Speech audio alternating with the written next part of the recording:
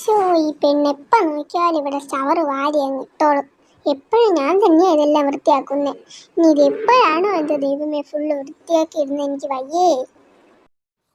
Hello, ഇവിടെ ആരെങ്കിലും ഉണ്ടോ? ചേച്ചി, ഇവിടെ ആരെങ്കിലും ഉണ്ടോ?